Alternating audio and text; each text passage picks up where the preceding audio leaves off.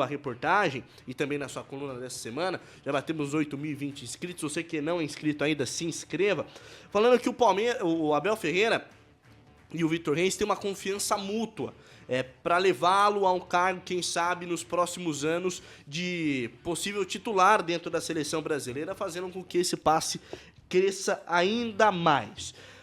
O Palmeiras não está arriscando muito em pedir ainda mais dinheiro.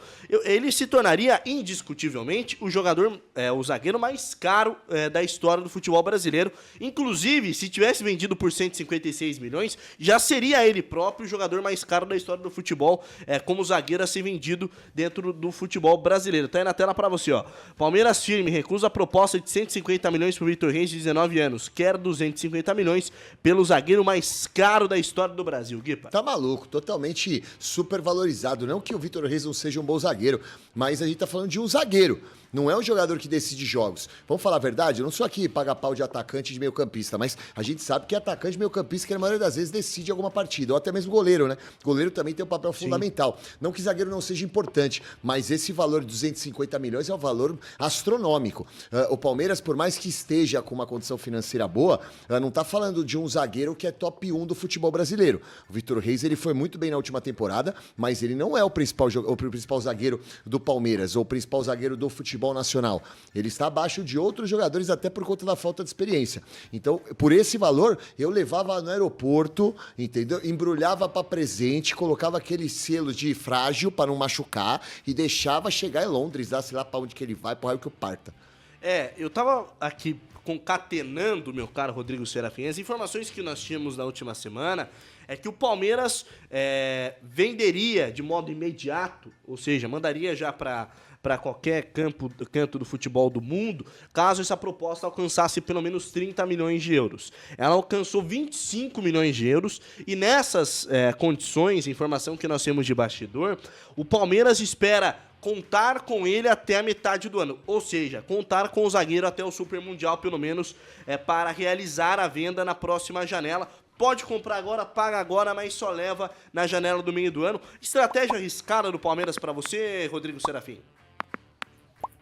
Não, eu acho que não. Assim, o Vitor Reis, ele é um zagueiro que tem uma característica que é cada vez mais valiosa para grandes clubes, sobretudo nos grandes centros, que é exatamente a velocidade na recomposição. É um zagueiro muito rápido, é um zagueiro muito inteligente para ler os espaços, para cobrir grande espaço do campo, por exemplo, 50, 60 metros, tem que voltar, você tá com a bola na risca do meio de campo, tem que voltar até a área, marcando atacante que é rápido. O Vitor Reis tem essa característica, tem essa velocidade, e isso é cada vez mais valioso porque o jogo tá muito compacto, o jogo tá muito próximo, você joga quase sempre com as linhas de 20 a 25 metros no máximo, e por isso, mesmo tendo 18 anos, tendo já passagem por seleção de base aqui na seleção brasileira, sendo titular do Palmeiras, mesmo subindo no meio do ano passado e, claro, aproveitando bem o espaço que o Murilo deixou depois de acabar se lesionando durante o ano, se tornando titular do Palmeiras, é uma boa credencial, e o Vitor Reis vai continuar jogando, se permanecendo no Palmeiras nesse primeiro semestre, num time que tem uma base muito bem definida, muito sólida, e que, por consequência, vai expor pouco ele a riscos, né? Ele não vai estar exposto a ter uma oscilação de nível muito grande, ou muito visível, ou muito perceptível, que vá derrubar completamente esse valor de mercado que ele tem, esse valor especulado que ele tem. Tanto que a postura do Palmeiras é muito clara, de 30 milhões para cima de euros para vender agora, abaixo disso você pode até comprar, mas aí ele vai depois do Super Mundial. Foi assim na negociação com o Brighton, que ofereceu um pouco mais de 20 milhões. Nessa primeira proposta do City que chegou a 25. Só que, por outro lado, o City acabou de trazer outro zagueiro, o Abdur Kuzanov, jogador do Uzbequistão e do Lens, que faz um grande trabalho, também muito jovem, só 20 anos de idade, lá no futebol francês, vai fechar por 4 anos com o Manchester City. Então, pensando nas necessidades, talvez o Guardiola mantenha o interesse no Vitor Reis, porque está perdendo bastante gente no setor. O Kyle Walker, nesse final de semana, jogador multicampeão pelo City, ídolo da torcida, um dos capitães, disse que não quer mais ficar, quer sair, quer ser negociado, quer ir para fora da Inglaterra, tem muitos problemas pessoais, a gente sabe, o Kyle Walker. Então, assim, Eu não acho que seja de todo ruim o Palmeiras manter o Vitor Reis.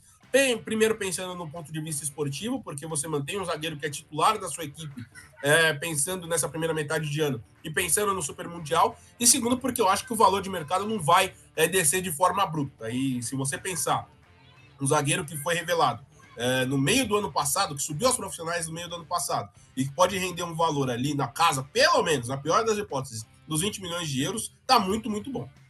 Assim, eu entendo o ponto do Rodrigo, agora quero passar essa bola para você de novo, Guipa.